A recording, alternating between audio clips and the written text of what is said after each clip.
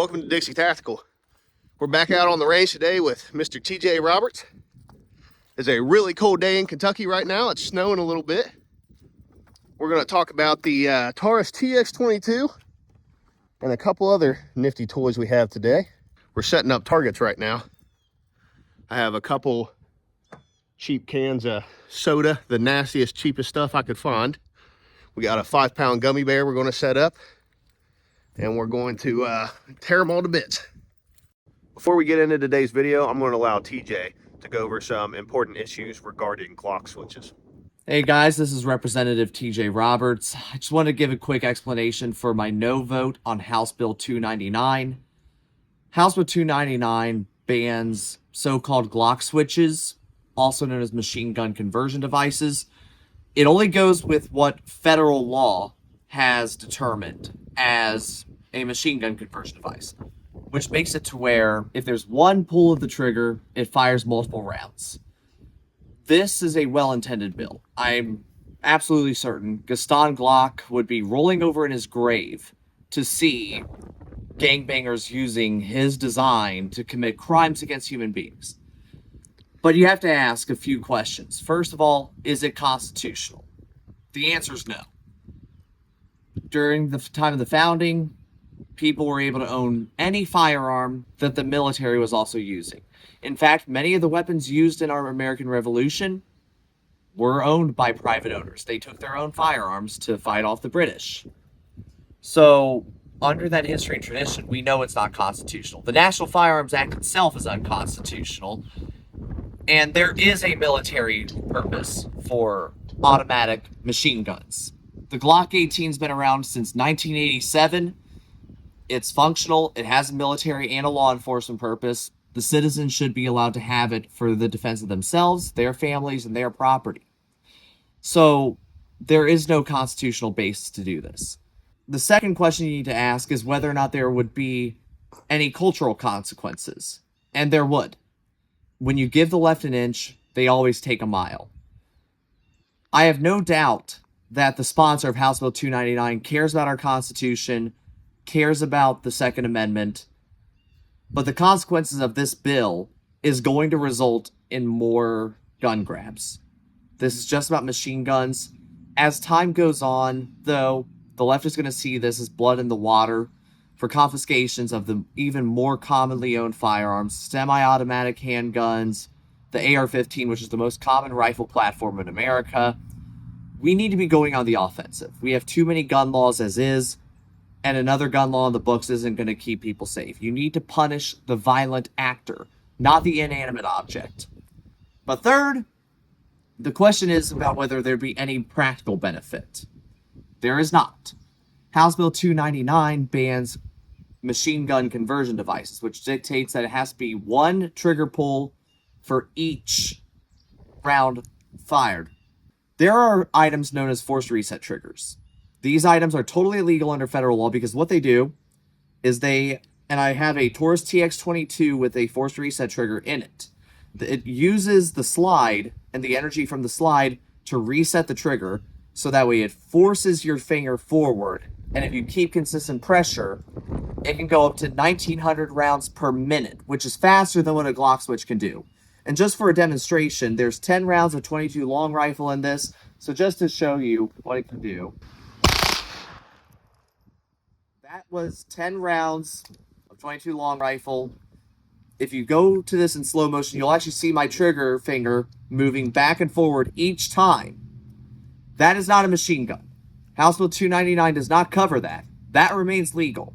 You ban Glock switches. For one, 3D printers exist. They're going to continue to exist. People are going to continue to break the law.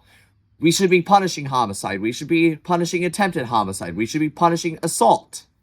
What we should not be punishing is an inanimate object, because they want to do that with semi-automatic weapons. A gun store is being sued right now in Kentucky over a totally illegal firearm that a crazed maniac used. It doesn't stand to logic. The firearm is not responsible for what the user of the firearm ultimately does with it. Those are the reasons I'm a no on House Bill 299, and I hope moving forward that this legislature takes that into consideration to actually expand the rights of peaceable Americans to defend themselves. Thank you. I don't think we hit the gummy bear, but we definitely hit the soda here. I hear it hissing, leaking all over the table. Nice hit in the nose. Oh, we did get one, yeah. Right in the nose there. And also gave it the pelvic shot. Nice. Pelvic bowl shot. Yep. Nice. Yeah, we got one right there. Poor gummy bear. And one right in the nose.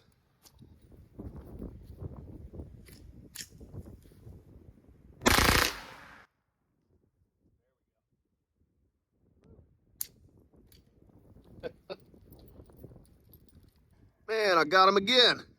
I'm running for re-election. I have a Democrat opponent, and the radical left has designated me as one of their #1 targets to put out. But you can join me with Kyle Rittenhouse on May 16th for a machine gun shoot. We have 2 incredible machine guns from World War II. There's going to be plenty of special guests. We're doing this in partnership with the National Association for Gun Rights, with Dixie Tactical, with Triggers Firearms in Florence. Don't be surprised with more special guests and even more special guns. But for now, just a sampling of what you can have. May I suggest the Benelli M4. Guys, if you want to shoot John Wick shotgun, join us May 16th in Boone County, Kentucky from 10 a.m. to 6 p.m. And we're going to run through and just see the functionality of this Benelli M4 by Taurus Tactical.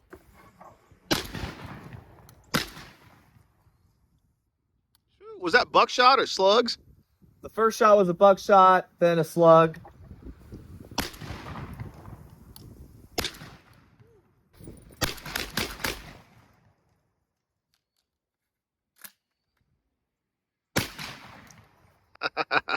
That was pretty smooth. Heck yeah. All right, I got the gummy bear set back up. See what kind of damage we got here. It looks like, you said the first one was buckshot, right? It looks like the buckshot. Yeah, got him right here, right here, right here. Looks like we might have one in the torso. No. So yeah, one here in the paws. Took a chunk of ear off. And then while he was laying on the ground, he got hit across the neck with a slug. Almost took his head clean off, but we're still together for now. Wipe some of that mud off of him. His head doesn't want to sit all the way upright. I'm going to take some shots at him now, see what we can do to him.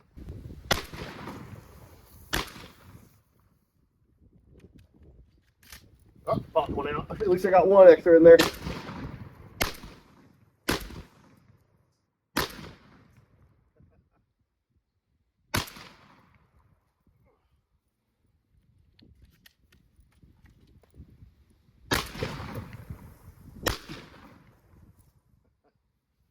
That's amazing. Like recoil? Yes, thanks. That's awesome.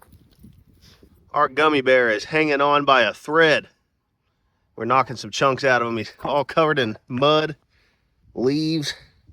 He's kind of having trouble standing up. Try to put something behind him at least. So he's been hit with birdshot, buckshot, and a slug now. So I guess we should move on to another weapon. I'm gonna hit him with some speared gold dot out of my EDC 43X. We're running 124 grain speared gold dot. Go for a headshot first.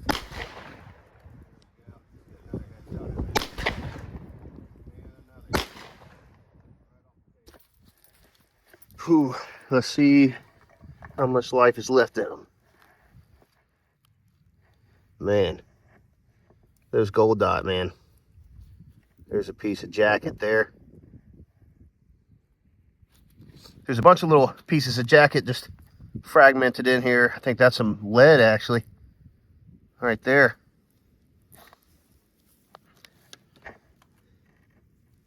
These gummy bears are surprisingly tough. Oh, there's a little bit of birdshot. But these gummy bears are surprisingly tough. That spear gold dot really opened them up, but not as much as I expected it to.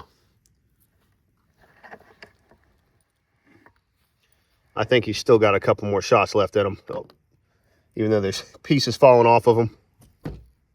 All right, we've got our gummy bear prop back up. Some concrete. He's kind of slouching over there. We're going to turn him around, have him face the wall. And the next thing we're going to be hitting him with. So we have some more bird shot in this, but we also have dragon's breath. And we'll see if it's bright enough or dark enough for a decent visual of what that can do. Uh-oh. It burned in the tube. Let's try another one. Well, that was not good. Here, you Yeah, do that. it shot the wad out and burned up in the tube. What is going on with these rounds? Did they forget to load them? I guess. They're not doing anything. Third time's a charm. Hopefully. There we go. That one did. That one did it. It did not eject. It didn't have enough power. No. Man. Dr. Atomics failed me. 2 rounds were a dud. 1 round did absolutely nothing but a nice little glitter show. So, yeah, not great. Dr. Atomics, very disappointed in you. I kind of expected better for, what, $5 a round, $7 a round, whatever it was. All right, Gummy Bear versus Tan Tannin. Good shot. Let's try to hit another one a little lower. There it is. Down he goes.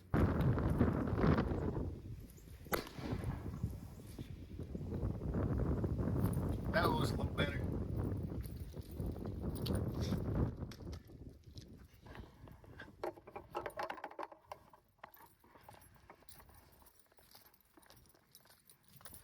That can actually popped and stuck to him. He's just kind of getting goopy now. It's cold out, so he hasn't completely melted, but he's falling apart on me. If you guys watched my video with Dale before, you probably saw the Geissy Super Duty. I have the suppressor taken off. Just gonna run a few incendiaries through it. Do it. Finish her off with some incendiaries. Absolutely. Oh, yeah. At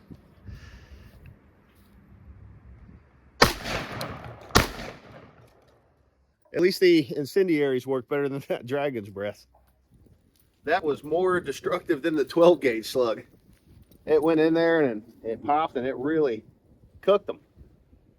Did we get a bang? It did. Okay. Come for a headshot. Crack the cinder block. Last one. Oh, yeah. What kind of damage we have? Well, I was able to find some of the buckshot. Oh, nice. Expose some buckshot. Huh? Expose some buckshot when it tore them apart. Ooh. He'll be fine.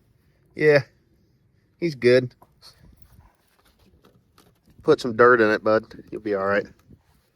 That those incendiary rounds are very destructive. Yeah. I'm really glad that those functioned the way they were supposed to. Those were really cool. These things are finicky, but tons of fun. Well, I think that's about it for the gummy bear. And that's about it for our video. Thank you very much for watching today's video. Special thank you to Mr. TJ Roberts here. Thank you very much for having me on. Of course, anytime. Also, big shout out to Harry. Thank you very much for letting me use your gun to film this video. I really appreciate that. Thank you, Santa Claus. Also, big thank you to Triggers Firearms for supplying the ammo for today's video. We always appreciate them. Absolutely. Guys, just a reminder, partnering with Dixie Tactical, Triggers, National Association for Gun Rights. We're having a range day with Kyle Rittenhouse. We'll have machine guns. The Terran Tactical Benelli M4 you just saw is going to be there. Bring your own guns. Bring your own ammo as well. Very affordable. We're going to be providing lunch as well right here in Boone County, Kentucky. If you want to RSVP, it's at votetjr.com/full auto. And guys, this is a first come, first served basis. you have to RSVP in advance on this one because we're going to have safety waivers, everything along those lines. We're not giving away the location until right before the event, but if you're on the list, we will give you the location and that waiver just so that way everyone can be as safe as humanly possible. We've already been getting death threats about it, but that's not going to stop it. Nothing's stopping this event from happening. Absolutely. Again, thank you very much for watching, and I'll see you in the next video.